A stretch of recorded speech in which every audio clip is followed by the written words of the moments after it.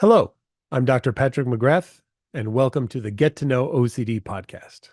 Today, we're going to talk about OCD from A to Z. We're going to go over all sorts of subtypes. Sometimes on the podcast, it's me talking about things like the subtypes of OCD, and other times we'll have guests on who will talk about what it's like to live with OCD and ways that they've challenged and moved through a world with OCD as a part of their life.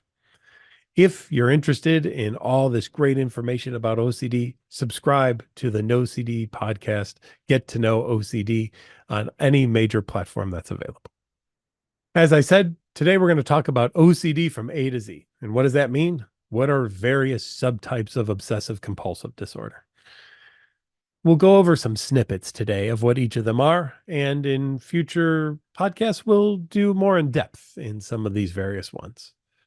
Now, the one that people might be most familiar with is contamination, right? We think of OCD sometimes as just a lot of hand washing, but it's so much more than that. The physical contamination could lead to hand washing, and there's also emotional contamination. We may not want to sit where someone else has sat that we don't like because we believe that they leave some of their essence on that chair. And now, if I were to sit on that chair, which has become contaminated with their essence, then their essence would be on me. And then I would be covered in the very thing that I don't like about that person, the essence of that person. So therefore, that chair is now off limits because it is contaminated. So contamination is not just limited to hand washing. Sometimes people take it to an extreme and even will wash their bodies with bleach or other chemicals as a way to try to get things off of them. Not always is there a known contaminant. There can be a what if that is there, and therefore they'll still do washing anyway, just in case. But remember that there's this emotional component that can be there as well, too. In a checking-based OCD, we may check things like doors or locks or windows, all to be sure that they're locked and no one can get in or break in or harm my family or steal something from me. We might check appliances to make sure that they're unplugged or that they're off. We could check plumbing to make sure that the water's off. We might even check switches to be sure that they are in the right position. There's people who are afraid if it's in the middle, it's not totally on or totally off, then the middle. What if that were to cause a fire for some reason? So we'll do all of this checking over and over. Quick, interesting fact about checking: the more we check something, the less confidence we actually have in it. If checking was actually helpful, we would tell people to check more. But we actually know this: checking more doesn't actually help people. It actually gets in the way of their lives and makes things even more difficult for them over time. So the answer is not checking more, it's checking less. There are some taboo topics that could come up, like pedophilic OCD, where people are afraid, what if I were to harm a child, or what if I have and I don't remember that I did so? This is not anybody who wants to harm children or whoever has. These are people who are afraid of, what if I were to do what I consider to be the worst thing in the entire world, and that would be to harm a child. Because remember, OCD loves to take things that you like or love and then turn them on their side. So if you like kids and you want to have kids and you would think that a life with children in it would be the most wonderful thing in the world, OCD will say, well, maybe that's because you want to molest them or something like that. There's relationship OCD with fears of, what if I'm not in the right relationship? Or what if other people seem to love each other more than we do? Maybe they hold hands more or text each other more, or maybe I've texted someone and they're not getting back to me. Does that mean they are having doubts or something of that nature? You could have sexual orientation based OCD, which is not a dislike of a different kind of orientation than the one that you are. It's a fear of, what if you are not actually the orientation that you are? What if I've lived a lie all of this time and I'm actually this other thing? It's not about gender dysphoria or anything of that nature. Again, it's obsessive compulsive disorder. It's doubts about things. There's harm OCD. What if I've harmed someone? Or what if I want to harm someone? Or what if I did harm someone and I didn't know it? Was that a pothole, or did I run someone over? Maybe I should drive around the block to see.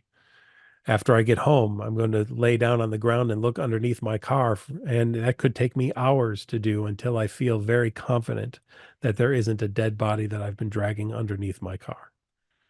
Here's the interesting thing on that for all of these. People with OCD will logically say to you, I know that this isn't true, but they'll emotionally be so just caught up on it and so fearful of it that they'll keep doing these compulsions until it neutralizes that really negative emotion.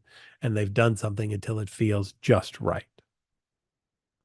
There's something called scrupulosity, which is OCD about morals and ethics or about religion. On the moral or ethics side, it could be, hmm, I threw away something in the garbage that could have been recycled. I guess that means that I don't really care about the earth whatsoever and I want it to just be destroyed. Or, oh, maybe I didn't hold that door open long enough. And now what if that person, is mad because I ruined their day because I did not hold the door open for them? And you may now want to go back to the store and see if you could find them or ask for the tape of when you came in the store so you can identify the person and then you'll be on the lookout for them. So someday you might apologize to them for having ruined their day for not having held the door open. Or there's religious scrupulosity.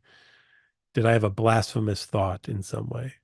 Did I doubt something about my religion? Did I say a prayer wrong? And now I have to do it until it's just right. All of these things are not a faith problem whatsoever. And this is why sometimes people with religious scrupulosity get in some trouble because they go to their church as a way to try to fix this when this is not a faith problem. This is an obsessive compulsive disorder problem. And the expert that you want is a person who treats OCD with exposure and response prevention therapy in these types of situations. There's perinatal OCD, which is OCD around children that are just born, or even when you're pregnant. And it doesn't just have to be the parent who had the birth, it could be another parent as well. Remember, giving birth is a stressor, right? And OCD loves a stressor. I've worked with people who are angry that someone came in the home and didn't take their shoes off. And now they've, of course, tracked everything from outside into the house and the baby's crawling on the floor. And now the baby's going to put their hand in their mouth and now they're going to die, all because you let someone in the house without taking their shoes off. There's something that we hear of called pure O, which is not really kind of what it sounds like in the sense that it's only obsessions. It's obsessions and mental compulsions only. You won't see people with pure O OCD doing physical compulsions. They will be doing mental compulsions instead. They'll be doing things in their head to try to neutralize whatever the intrusive thoughts or images or urges are. This can be harder to identify, obviously, because it's easier to identify a physical compulsion than a mental compulsion. But know this, it's still very treatable, which is great. There's real event OCD, where there's an event that's actually happened, but now we have doubts or insecurities about it. What if one time I parked my car in a certain place and because of that, someone else didn't get a parking spot and then they had to move up a little bit. And because of they had to move up, their car got hit and it was my fault. And maybe I should apologize to them for that.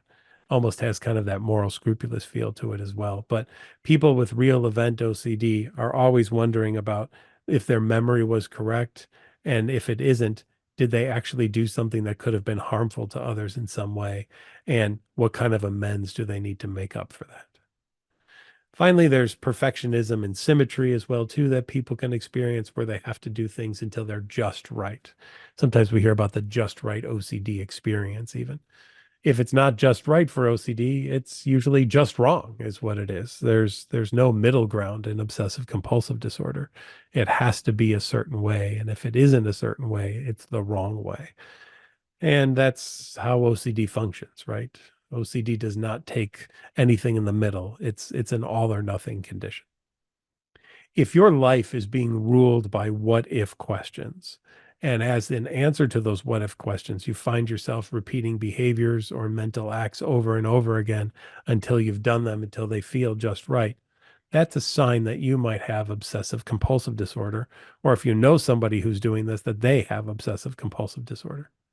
But know this, there's great treatment that's available for OCD. You can go to nocd.com or treatmyocd.com, or you can even download the NoCD app if you're interested as well.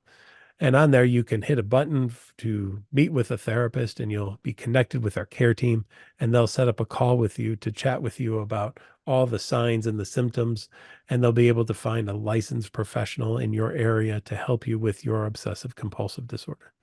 And they'll do a treatment called exposure and response prevention therapy, which is the gold standard of therapy for the treatment of OCD. We'll talk more in another podcast about other treatments that are also available as well too.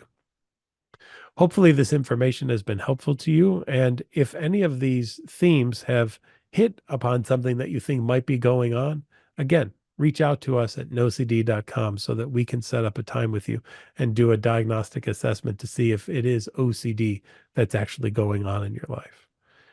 We'd be happy to help develop a treatment plan for you and do the evidence-based care that you need to help you live the life that you want to live and not live the life that OCD wants you to live.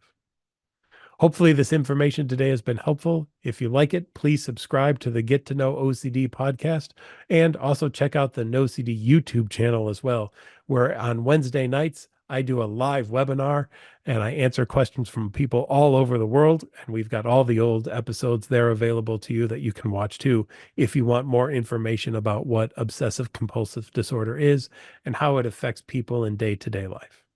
Thanks for joining. My best to you. And remember, help's available. So check us out.